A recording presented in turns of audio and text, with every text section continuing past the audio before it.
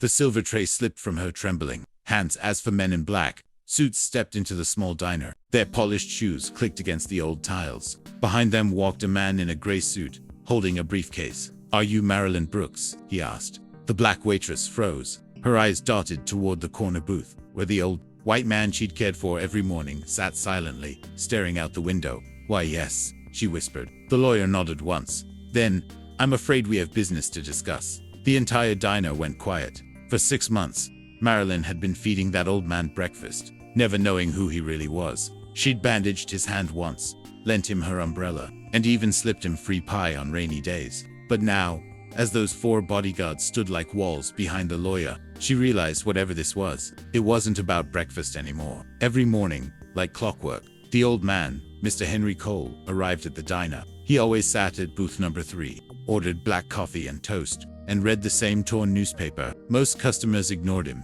To them, he was just another lonely retiree. But to Marilyn, he was kindness wrapped in wrinkles. He once told her, "You remind me of my daughter. She stopped talking to me years ago." Marilyn had smiled softly. "Then I guess I'll just listen twice as much." She didn't have much herself. Single mother, small apartment, 2 jobs, and a dream of becoming a nurse. But Mr. Cole made her days a little lighter. Sometimes he'd leave her notes written on napkins. "Your smile makes bitter coffee taste sweet. Don't give up on those dreams." So when he didn't show up one morning, Marilyn felt a strange ache she couldn't explain. 3 days later, he came back, but weaker, quieter. His hands shook when he lifted his cup. "You all right, Mr. Cole?" she asked, concern softening her voice. He smiled faintly. "I just don't have much time left, sweetheart." Marilyn didn't know what he meant, but she reached over and covered his trembling hand. "Don't talk like that. You've still got stories to tell." He chuckled. "Maybe one more." That was the last time she saw him smile. Now,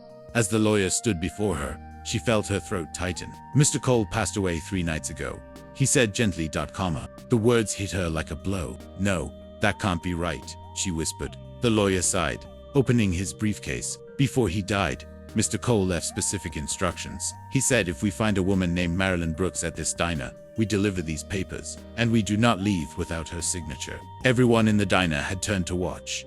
Marilyn's co-workers peeked from behind the counter, confused and curious. The lawyer placed a thick envelope on the table. "Please read this privately." She glanced at the bodyguards, all silent, stone-faced. Her hand shook as she opened it. Inside was a handwritten letter and a key. "Dear Marilyn, if you're reading this, it means I'm gone. You were the only one who ever treated me like I was still human. I came to that diner not for the food, but for your kindness. You once said you wanted to study nursing but couldn't afford it. I was once a hospital director before I retired, and I remember what compassion looks like. You have it. This key belongs to a safety deposit box under your name. Inside, you'll find a letter to my attorney and a scholarship fund in your name. But more than that, you'll find proof that you're not alone in this world.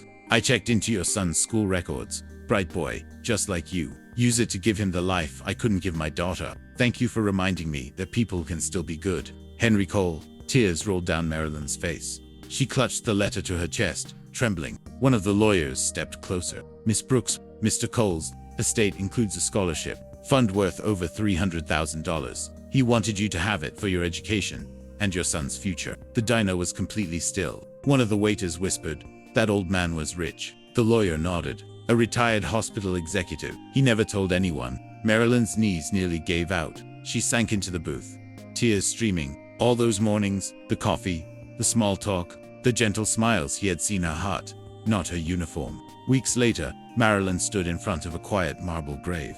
A bouquet of lilies rested against the headstone. She whispered, "You didn't have to do any of that, but thank you for everything." Her little boy stood beside her, clutching her hand. "Mama, is this the man who helped us?" She nodded, smiling softly. "Yes, baby. He's the reason you're going to have a better life." Behind her, the same lawyer approached with an envelope. "It's official," he said. "The fund is set up in your name. Henry wanted the first installment to go toward your nursing degree." Marilyn's voice broke. "He believed in me more than anyone ever did." The lawyer smiled faintly. "He said you gave him hope. That's all he wanted to return." As they walked away, the setting sun cast a warm glow over the grave. Marilyn turned once more and whispered, "Rest easy, Mr. Cole. You found family, after all." A gust of wind rustled the trees, gentle, almost like a thank you. Later that night, as she tucked her son into bed, she framed Henry's letter on the wall. Its last line glimmered under the lamp's soft light. Kindness is never forgotten. It just finds its way home. Hate divides, but kindness heals. Sometimes, the smallest gestures leave the biggest legacies.